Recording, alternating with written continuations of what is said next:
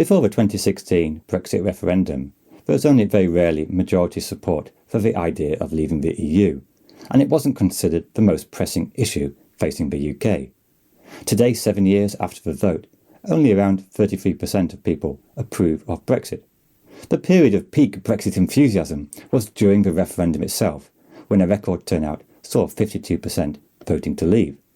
Of course, an actual vote is more important than opinion polls, but it is still an interesting question to ask why Brexit happened when there's been no consistent big majority for such a big constitutional change. One reason why the UK had a Brexit referendum in the first place is that the Prime Minister David Cameron was actually quite confident he would win. After winning a referendum on Scottish independence a few years earlier, he was optimistic that a referendum on the EU would resolve the issue for a generation. He hoped a referendum would quieten the Brexiteers within his own party and also neutralise the impact of UKIP, a Eurosceptic party led by Nigel Farage. In the European elections, before the referendum, UKIP was the largest party with 26% of the vote. Like John Major before him, the issue of Europe was an unwelcome thorn in David Cameron's side. For example, as a newly elected leader in 2006, David Cameron gave a speech to the Conservative Party where he scolded his own party for banging on about Europe when most voters were more concerned with education and getting a good job. And it is true, the issue of Brexit was genuinely more prominent amongst Conservative MPs than the electorate itself. The referendum was a simple question of should the UK leave the European Union. It was a simple question to a very complicated procedure. The type of Brexit was left to after the referendum. And as the UK found out, leaving the EU involved all kinds of difficult trade-offs and choices. But in the referendum itself, Brexit was left undefined. And this was important because those supporting leave could be selective in arguing about the benefits. For example, during the referendum, some argued we could be like Norway and Switzerland, outside the EU, but with all the benefits of the single market. Undefined, Brexit could attract a broad spectrum of opinion, which included free market liberals who hoped Brexit would enable the UK to become a low-tax, low-regulation country like, say, Singapore. But he could also tap into more socially conservative views, such as restricting immigration and populist sentiments for a better economy. The most prominent Brexit ad was not for a low-tax haven, but more money for the NHS. And with immigration running at record levels, it seemed like Brexit could deliver the best of both worlds: free trade, but more local democracy and less immigration. When supporters for remaining in the EU argued Brexit would lead to complications, tariff barriers and economic costs, it was characterised as fear-mongering, and Project Fear was a powerful response to the dismal economic warnings of Brexit and economists. Now, the actual Brexit did actually end up being fairly close to a no-deal Brexit, with custom tariffs and significant barriers. But during the referendum, it was hard to visualise this would actually happen, because it seemed really quite far-fetched. Another issue is that in 2016, the UK economy was undergoing what you might call an economic stagnation. Since the financial crisis of 2009, productivity and economic growth had fallen well below the post-war trend rate. The result was that despite fairly low unemployment, real wage growth was close to zero. Also, since 2011, the government had introduced a policy of austerity to reduce the budget deficit caused by the financial crisis of 2009. The result was cuts in the quality of public services, giving an impression of falling living standards.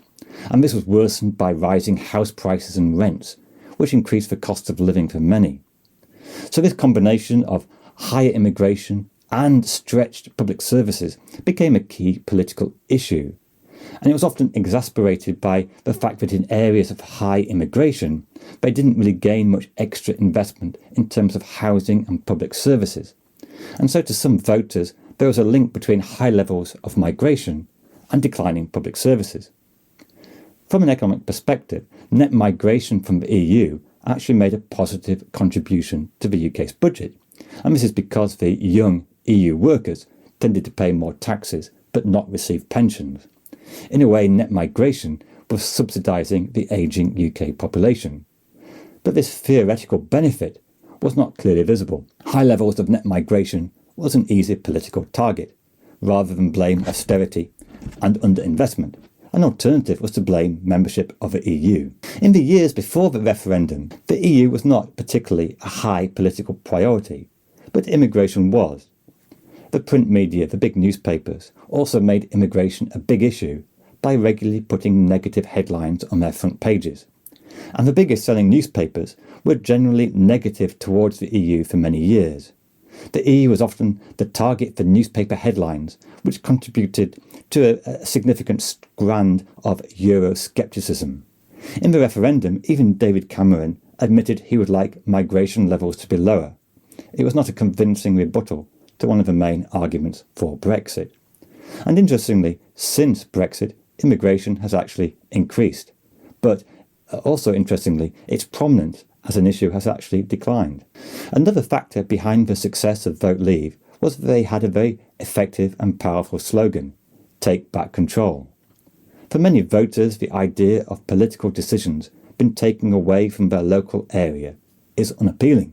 It is bad enough if Westminster dictates policy, but when it is Brussels, another country, those with a dislike of centralised power wanted to leave the EU on the principle of returning power closer to local people. For many Brexit voters, the principle of decentralised power was quite important.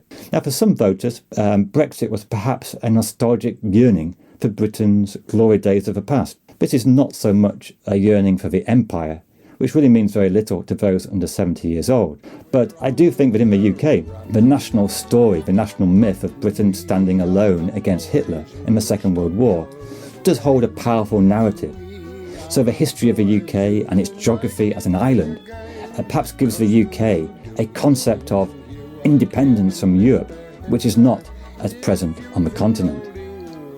By contrast to Vote Leave, the campaign to stay in the EU was somewhat less focused.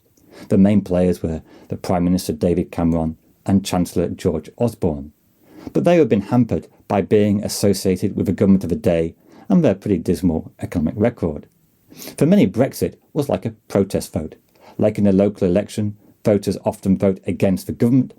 Brexit was seen as a vote against the establishment, an establishment reflected by the Etonian Prime Minister and his friend George Osborne. The Labour Party was mostly in favour of remaining, but the leader of the Labour Party, Jeremy Corbyn, was at best lukewarm about the referendum campaign.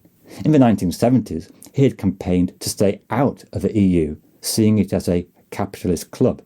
So given his history of Euroscepticism, he appeared lacking in passion for remaining in the EU and was more of a peripheral figure during the referendum. In 2016, the most influential and charismatic politician in the UK was Boris Johnson. He rose to fame by appearing on comedy TV shows, getting stuck on zip wires.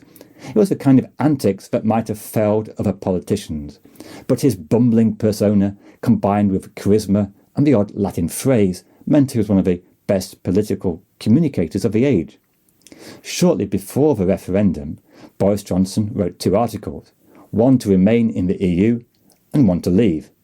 In the end, he chose to publish the one to leave and came out in support of leaving the EU, despite a few years earlier talking about the benefits of a single market. It was probably the most consequential decision of a referendum, and given the narrowness of the vote, if Boris Johnson had supported Remain, the result could have been different. Another powerful feature of the Vote Leave campaign was to have a bus claiming that if we left the EU, there would be an extra £350 million a week for the NHS. The claim was highly dubious, to say the least. With the result, it was frequently talked about. But even if people didn't believe the statistic per se, the idea of getting money back became a big issue. It became a powerful election campaign. There were also other dubious campaigns, such as the threat of 2 million Turkish people soon coming to the UK, even though Turkey was actually a very long way off joining the EU. And by contrast, the Remain campaign were less successful in coming up with good slogans. Shortly before the referendum vote, worried about the closeness of opinion polls, the Chancellor claimed a vote to leave would cause a deep recession and the necessity of tax rises. It was another rather dubious claim, given that a vote to leave would itself cause no big change in economic conditions, save a devaluation in the pound. And his stark warning mostly fell flat, with voters more likely to feel patronised by the seemingly exaggerated worst-case scenario. Even just before the referendum vote, opinion polls were suggesting a very narrow Remain lead. The vote itself confounded pollsters. Later it was realised that turnout had been unexpectedly high among disenfranchised voters, who don't usually vote in general elections. The non-voter had seen Brexit as an opportunity to change something, the sense of having nothing to lose. There are many more reasons Brexit happened, but a key factor was the internal politics of the Conservative Party, the electoral success of UKIP, and the prominence of immigration. Combined with economic stagnation, these were some of the ingredients for a protest vote.